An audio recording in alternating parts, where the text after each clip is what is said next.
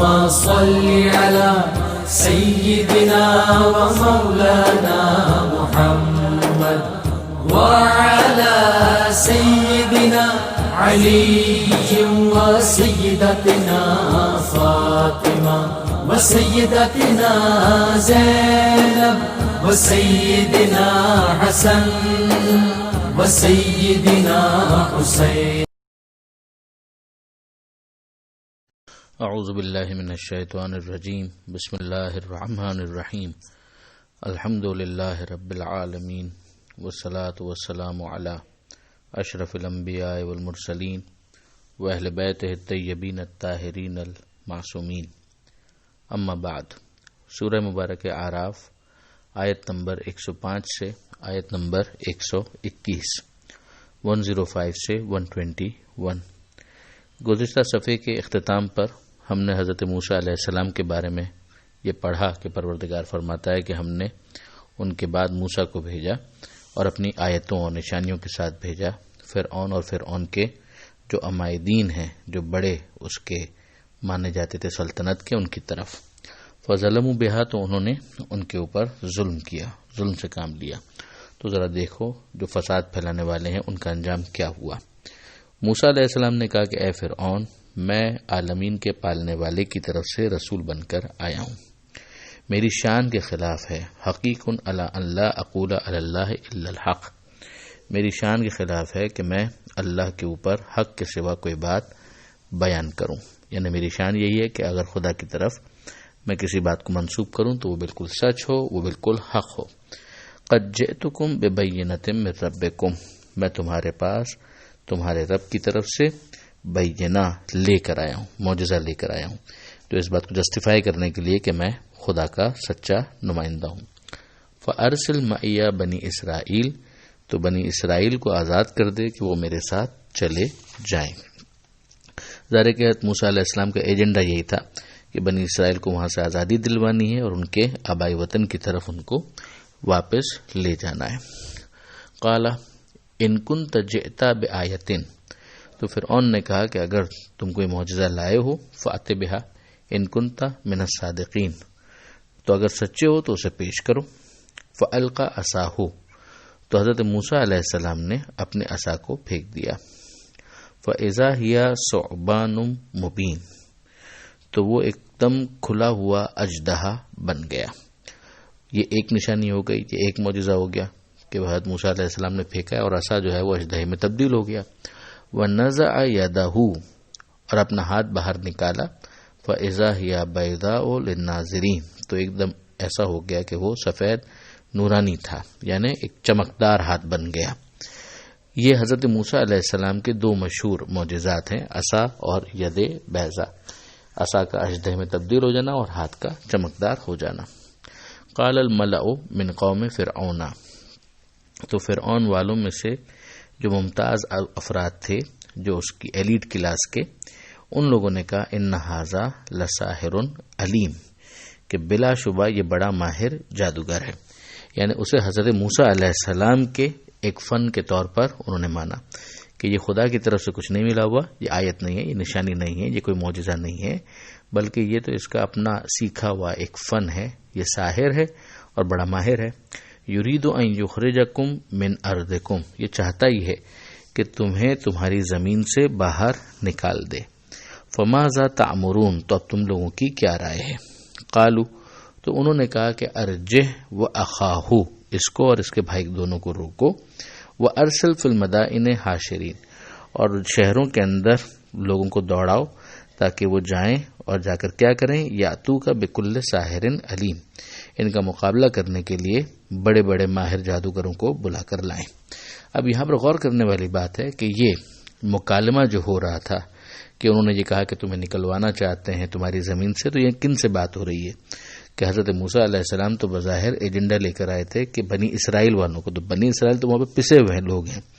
بظاہر یہ محسوس ہوتا ہے کہ اس موقع پر بنی اسرائیل مظلوم اور پسے ہوئے اور جو انتہائی کمزور بنا دیے گئے تھے، انہی کو فرعون اور فرعون کے جو عمائدین ہیں انہوں نے ایڈریس کیا، اور ان کا بظاہر جو سیاست دانوں کا طریقہ ہوتا ہے کہ ان کو مخاطب کر کے ان کو ایڈریس کر کے اپنا ہم نوا بنانے کی کوشش کی، کہ ویسے تو کوئی ان کو نہیں پوچھتا تھا، مگر اب جب کہ یہ محسوس ہو رہا تھا کہ حضرت موسیٰ علیہ السلام اتنے بڑے بڑے 2 معجزے دکھا رہے ہیں تو بنی اسرائیل والے بغاوت نہ کر دیں، تو ان کو کنٹرول کرنے کے لیے بظاہر ان کا ہمدرد بن کر ان سے یہ خطاب کیا گیا۔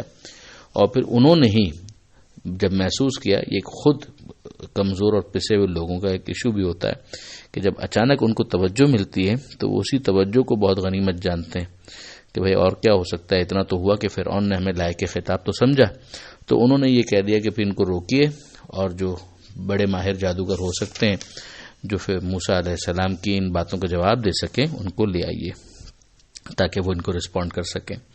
تو یہ تو معجزے کے حوالے سے تو بہت اچھا ہوا ہے، اس لیے کہ معجزہ تو کہتے ہی اس کو ہیں جو عاجز کر دے، تو وہ فرعون نے جن جادوگروں کو بلایا ظاہر ہے کہ انہوں نے عاجز ہی ہونا تھا، اس لیے کہ یہ کسی شخصی مہارت کا نتیجہ نہیں تھا، یہ پروردگار عالم کی طرف سے عطائے خاص تھی۔ تو اب آگے ارشاد ہوتا ہے وجاء السحرۃ فرعون، سب جادوگر فرعون کے پاس آئے، قالو اور انہوں نے سوال کیا ان لنا لاجرا ان كنا نحن الغالبین، کہ اگر ہم غالب آ گئے تو ہمیں ایک بڑے معاوضے کا ضرور حق ہوگا، اجر ملے گا۔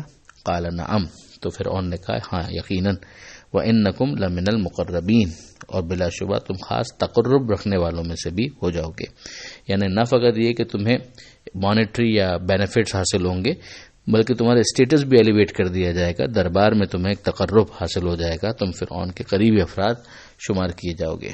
تو اب ظاہر ہے کہ یہ تو ڈائلاگ ہو گیا، اور پھر جب میدان سجا اور ایک طرف موسیٰ علیہ السلام ان کے ساتھ جناب ہارون اور دوسری طرف یہ جادوگر سارے کے سارے جمع ہو گئے، تو انہوں نے یہ کہا قالو یا موسیٰ، کہ اے موسیٰ اما ان تلقیا، کہ تم پھینکتے ہو یعنی جو تم کو پرفارم کرنا ہے تم کرتے ہو، و اما ان نکون نحن الملقین، یا ہم پھینکیں یعنی جو ہمیں پیش کرنا ہے وہ ہم پیش کریں۔ قال القوا، تو موسیٰ علیہ السلام نے ان کو کہا کہ تم جو کرنا چاہتے ہو کرو، جو پھینکنا چاہتے ہو پھینکو، ہم دیکھتے ہیں کیا کرتے ہو۔ فلما القوا، تو جب انہوں نے پھینکا تو سحروا اعین الناس، تو لوگوں کی آنکھوں کے اوپر جادو کر دیا، واسترهبوهم، اور ان کو خوفزدہ کر دیا، وجاءوا بسحر عظیم، اور وہ بہت بڑا جادو پیش کر رہے تھے، انہوں نے بہت بڑا جادو پیش کیا۔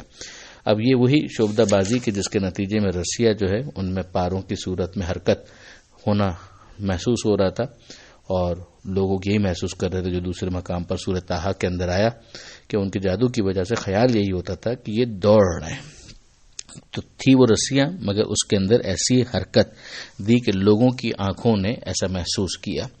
اب اس کا جو جواب حضرت موسیٰ علیہ السلام کی طرف سے آیا وہ وحی کے ماتحت تھا، وَأَوْحَيْنَا إِلَىٰ موسیٰ، اور ہم نے وحی کی موسیٰ علیہ السلام کو ان الق عصاک، کہ اے موسیٰ تم اپنا عصا پھینکو، اس کو ڈال دو، فَإِذَا هِيَ تَلْقَفُ مَا يَأْفِكُونَ، تو یہ نگل لے گا اسے جو انہوں نے جھوٹ موٹ ظاہر کیا تھا، یعنی یہ تو شعبدہ بازی کر رہے ہیں مگر اب یہ جو رسیاں جو اس طرح سے ناچ رہی ہیں اور سانپ کسی شکل بنی ہوئی ہے، ان کو یہ عصا جو ہے وہ نگل جائے گا۔ فوقع الحق وبطل ما كانوا يعملون، تو حق جو ہے وہ نمایاں ہو گیا اور جو وہ باطل کر رہے تھے اس کام کے باطل ہونے کا اعلان ہو گیا، لوگوں کے سامنے آ گیا کہ اس کی کوئی حقیقت نہیں ہے۔ فغلبوا هنالك، تو یہ لوگ مغلوب ہو گئے، یہ جادوگر جو تھے بہرحال وہ یہ سمجھ گئے کہ یہ سارا کام جو موسیٰ علیہ السلام کر رہے ہیں یہ جادو نہیں ہے بلکہ یہ واقعاً خدا ہی کی طرف سے اسے ایک عطا ملی ہوئی، یہ معجزہ پروردگار کی طرف سے انہیں حاصل ہوا ہے۔ تو یہ لوگ مغلوب ہو گئے، وانقلبوا صاغرین، اور ذلیل ہو کر رہ گئے، وَأُلْقِيَ السَّحَرَةُ ساجدین، اور تمام جادوگر سجدے میں گر پڑے۔ یہ ان کا اعتراف حقیقت تھا کہ انہوں نے اس موقع پر محسوس کر لیا کہ بھئی یہ تو برحق نبی ہیں، ان کے پاس جو کچھ ہے وہ تو معجزہ پروردگار ہے، تو اب ہمیں چاہیے کہ ہم اس کے سامنے سرنڈر کر دیں۔ تو یہ سب کے سب سجدہ ریز ہو گئے، قالو، اور انہوں نے اعلان کر دیا کہ آمنا برب العالمین، کہ ہم تو بھائی ایمان لائے عالمین کے پروردگار پر۔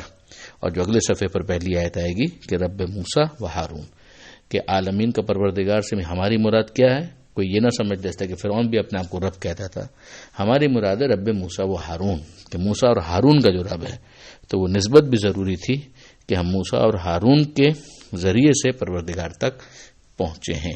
اب اس کے بعد جو فرعون کا ری ایکشن تھا وہ اگلے صفحے پر آئے گا انشاءاللہ، اور اس کو ہم ڈسکس کریں گے انشاءاللہ العزیز۔ پروردگار عالم سے دعا ہے قرآن سمجھنے اور عمل کی توفیق عطا فرما، اور وارث قرآن امام زمانہ کے ظہور میں تعجیل فرما۔ وآخر دعوانا ان الحمد للہ رب العالمین، والسلام علیکم ورحمۃ اللہ وبرکاتہ۔